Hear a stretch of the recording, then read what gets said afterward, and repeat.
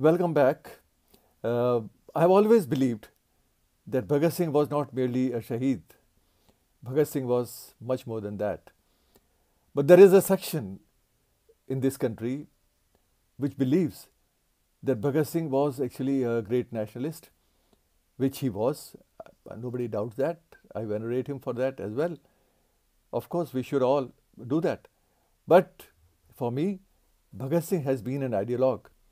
Bhagat Singh has been a man with a vision, a man who left behind an intellectual legacy, a man who left behind a huge corpus of writings in a short span of life, which was hardly 6-7 years of active life he spent.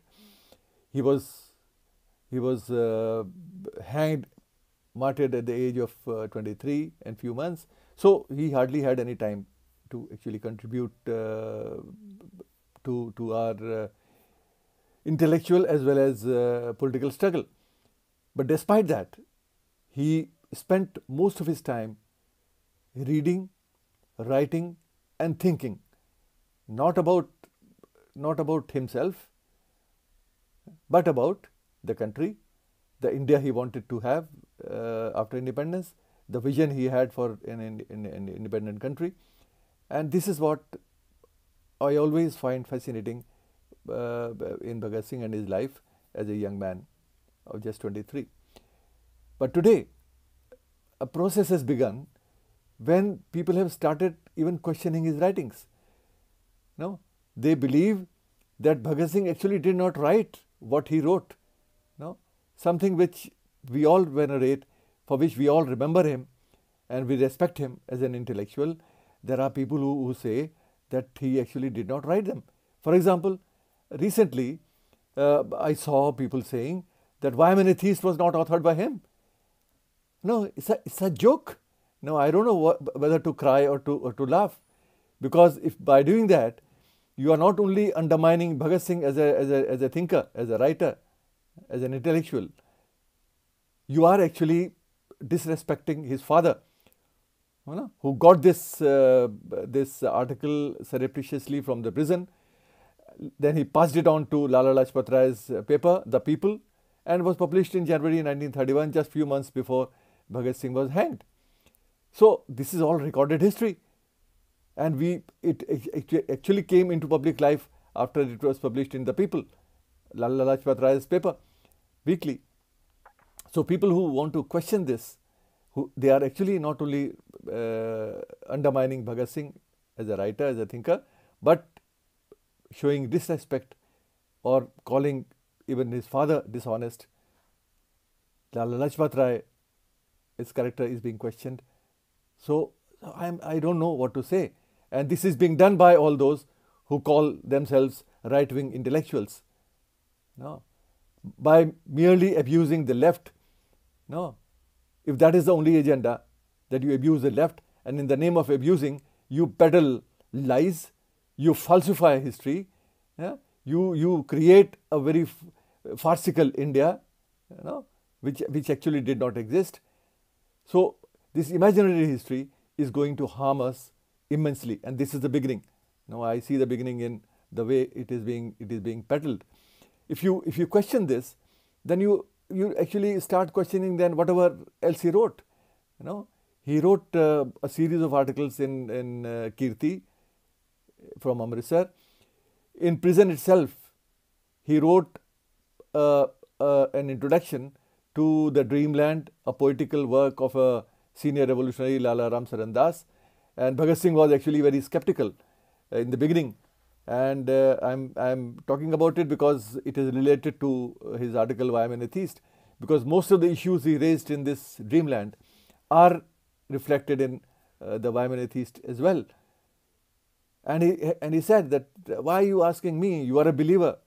You belong to the old world, and I belong to a different world altogether. I'm not a believer. I don't believe in the ideas you actually cherish. But despite that, I respect you, so I will write if you really want me to write. And he wrote that. And that piece is also available for researchers to read, to people to read. And I always say that you don't have to read what people like me have written about him. You go back to Bhagat Singh's own writings. But if you start questioning the writings themselves, then obviously there is no point in even reading the writings which are associated with Bhagat Singh. The authorship is questioned. So the whole idea of creating a history based on facts, based on documents, documentary evidences, all that is undermined, because you start questioning everything through your imagined past, which you believe is actually a past which should be respected, because it has been imagined by you, the way you want Bhagat Singh to speak, the way you want to see India or Indian past.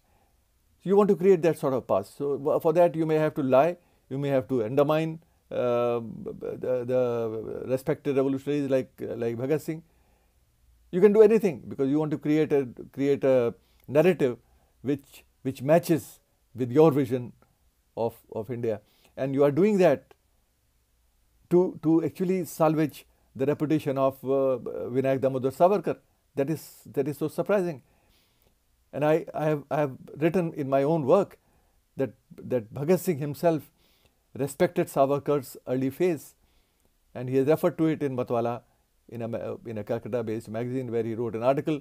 He has referred to him about him very respectfully, talked about his 1857 upsurge and its history, which Savarkar wrote, all that. But despite that, you want to create a narrative which actually undermines Bhagat Singh. To make Savarkar respectful, to create a respect for Savarkar as a great nationalist, which is a very difficult task, you want to undermine Bhagat Singh. No? This is something so unfortunate. Go and compare the writings of both. No? See what they were writing. Savarkar was writing in 1920s. No?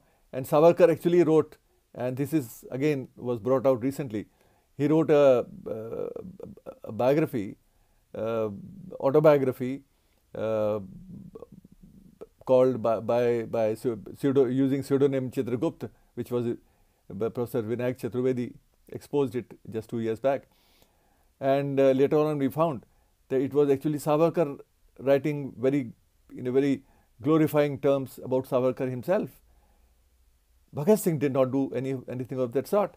Look at his writings. He is writing about India. He is not writing about himself.